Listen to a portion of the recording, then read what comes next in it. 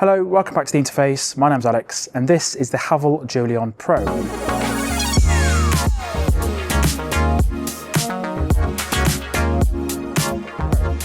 Now this is actually the second model to launch from Great Wall Motors in the UK, having previously launched the Aura 03. Now interestingly, this isn't a fully electric vehicle, it's a standard hybrid version instead, and it has a 1.5 litre petrol engine with a combined 189 PS. And GWM say it should do 620 miles on a full tank. Now GWM have said that this car is going to rival the Nissan Qashqai and MG ZS. It's a similar sort of size to both of those vehicles. Now around the front, it has a relatively sporty design. There's a big chin spoiler down here with some extra scoops, and the Haval badge is proud front and centre. It's blue to highlight that it's a hybrid vehicle as well.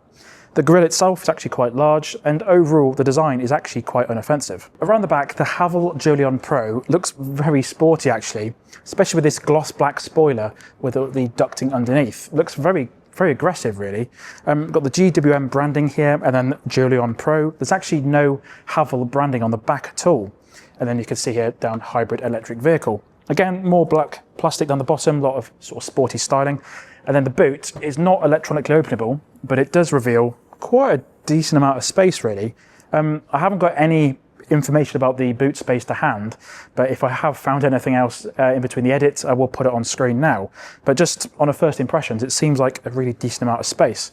We have got a load cover here, which feels relatively good quality. And then underneath here, we have got actually nothing. There's lots of polystyrene, a tyre inflation kit, the 12-volt battery that lives under here, and then some other bits and pieces like the tow eye and various bits. The boot space seems pretty good, and then if we fold these seats down, we should reveal quite a lot more space really. So as you can see, it doesn't fold completely flat. This polystyrene section underneath this load cover is actually slightly higher up than the seats, which I've never seen that before in a car actually, where the back seats are actually lower down than the boot area. But we should be able to get maybe suitcases and bags and things in there if we need to.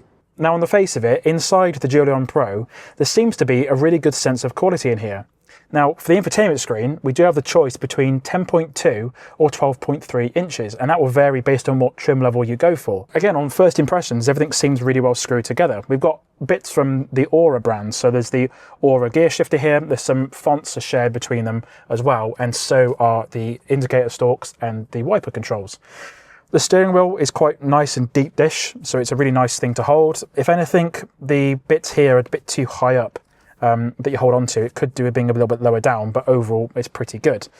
We've got a lot of storage in here, so we've got two different cup holders there, wireless phone charging pad, and when you open the doors there's an animation with some like leaves and things that glow on this section here. Generally, again for the price, I'm going to highlight this is about £23,000. It seems really good quality in here. Now for the infotainment screen, there's an on button here, so you can turn on and off the screen if you want to. And it's very different to the Aura 03 actually. There's a built-in radio, there's vehicle settings here, so there's various different things. I won't start the engine because I'm indoors, but there's various settings you can get access to if you start the engine. It seems pretty okay on the face of it. It's got Apple CarPlay standard across the entire range, so for £23,000 you get Apple CarPlay standard, which is quite good. Yeah, I haven't had the chance to play around with this software in depth, but hopefully it'll work pretty well. There seems to be a really good amount of space in the back too, and everything seems relatively good quality as well. This one is the top spec model, I believe, because it does have the larger screen and the big sunroof, and that sunroof does let in quite a lot of light.